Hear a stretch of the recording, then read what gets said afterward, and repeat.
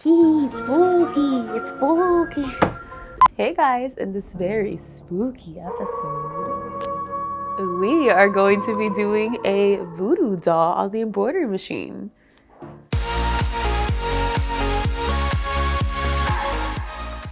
But seriously, please make sure to like and subscribe before we get started. All of the comments, the views, everything that you do really helps keep this channel growing and moving forward. So I would really appreciate if you would just show some love. All right, so without further ado, I'm just gonna jump into this project because I'm really excited to try it out for myself. I've actually haven't even tried it off camera yet. So you guys are gonna go with me through the thought process. So we're about to get scary.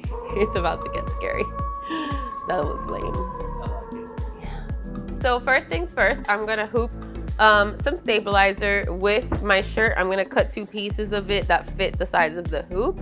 And I'm also going to place some batting in there too to give it a little stuffy, a little bit of texture. Technically, you don't really wash a doll. So if you do have wash away on you and you wanna put some use to it, even though there's always a use for wash away in my book, you can just use it for a project like this. Even though what I would normally recommend is cutaway, there's no reason why you wouldn't be able to use wash away either, as long as you have a nice fabric wash away that will support your stitch as well. But do be careful using a film wash away, like the plastic film ones, because it could just pop right out. So you don't want that to happen. So for those of you wondering, I am just using a standard 7511 needle because this is just a regular old embroidery project. It's just about the way we put it together that makes it so transformative.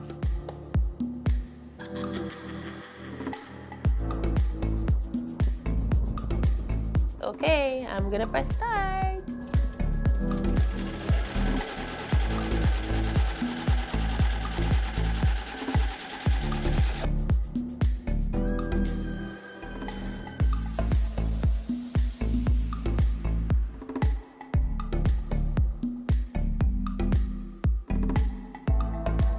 So we're done with the embroidery portion of this. Now the question is putting it together. So since this is the design that is designed for embroidery and the sewing machine, what I'm going to do is make it an in the hoop design using my creativity. So what I'm gonna do is that I'm gonna cut around the edges now, and then later on I'm gonna bring in this little purple yarn that I have and place it as the hair. And then you're gonna see how I turn this into a hoop design, in the hoop design, using the exact same design, just going back a few color stops and improvising.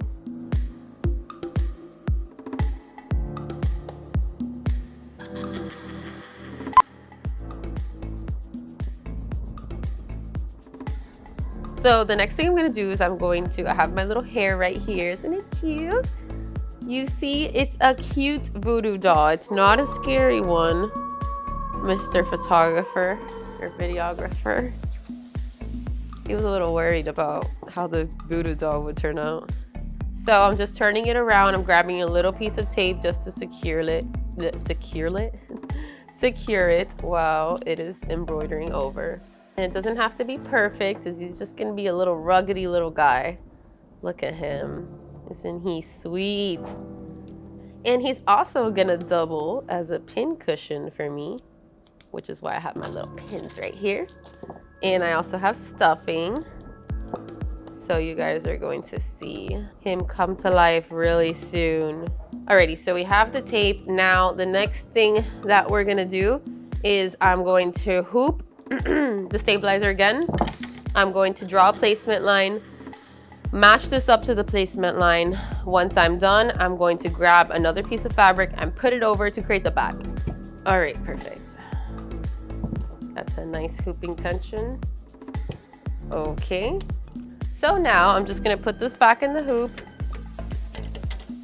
And what I'm gonna do is I'm gonna leave my design exactly where it was and just return to the origin of the design so that it keeps the same placement point.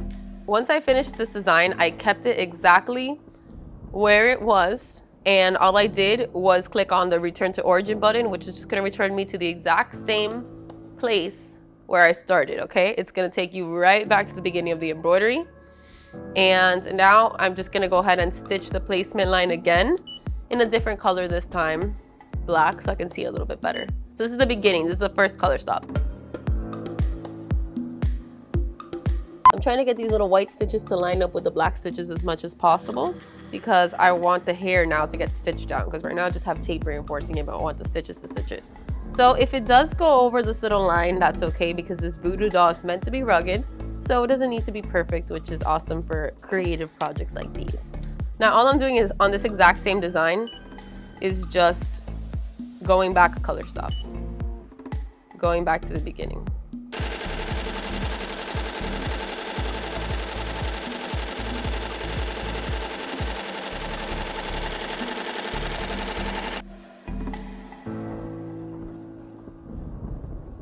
So now that I have the voodoo doll's hair placed on, now what I'm gonna do is place a piece of fabric over the doll so that we can stitch the back part of the doll. And I'm placing it upside down, okay? So let's go ahead and press start. In the same position that we started in.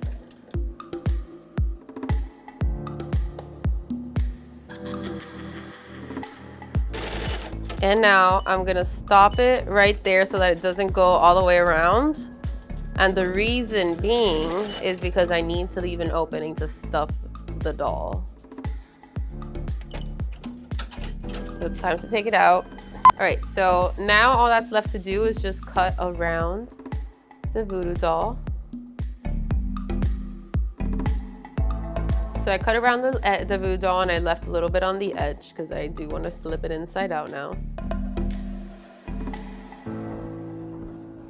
Alrighty. So I'm gonna cut the stabilizer as well. Alrighty. So now all I have to do is turn this inside out. How cute is this? My little voodoo doll coming together. Okay. I turned him inside out. Now what's left to do is stuff him and then sew him up. So I have some stuffing right here. Ooh, I love playing with this. And I'm gonna stuff him up really good because I want him to be a nice and fluffy little pin cushion. And since he's so small, you can also attach a little keychain to him and just put him on your keys.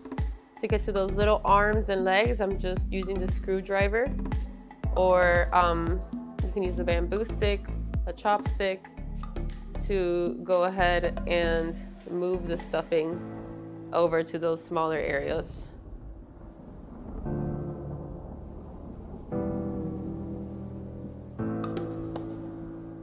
This project is almost completely finished on my end. It is not finished yet because we still have to sew the head together.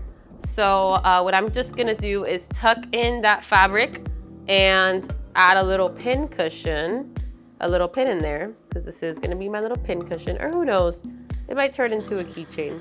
And then once I get home, I'm just going to sew that shut, and that will be the end of it.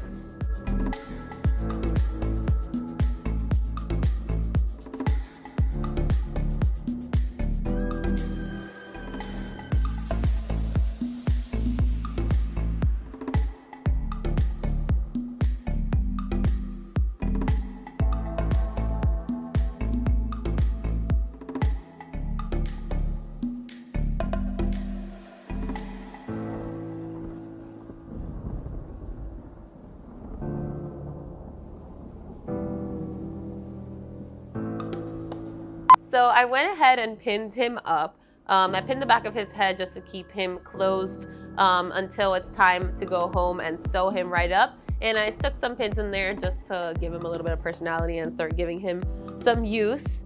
And, you know, just take out a little bit of my frustration just pinning him. Just kidding. But isn't he cute? So you can also make this a keychain.